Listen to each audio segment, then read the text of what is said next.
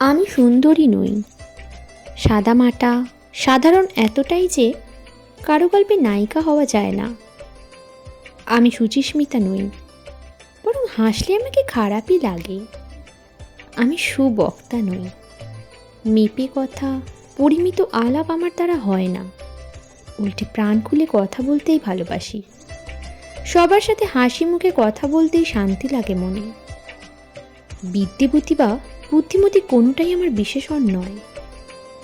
অতি সাধারণ নগণ্য একটা মেয়ে, এতটাই যে কারো কবিতায় কল্পিত নারী হওয়া যায় না। আমি ভীষণ একগুঁয়ে, জেদি, নাছোড়বান্দা ধরনের।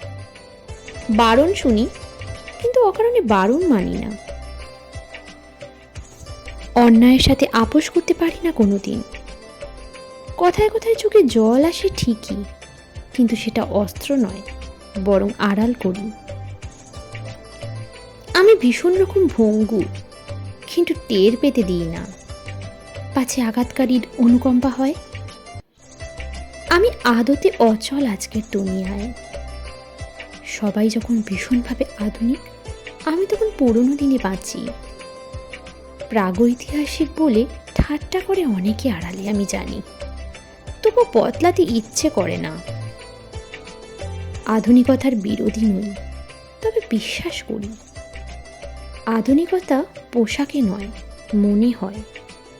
আমি আল্লাহ বিশ্বাসী, কিন্তু কুসংস্কারে নয়। আমি মনে করি কাউকে দেওয়া শ্রেষ্ঠ উপহার হলো সময়, যা ক্রয় করা যায় না।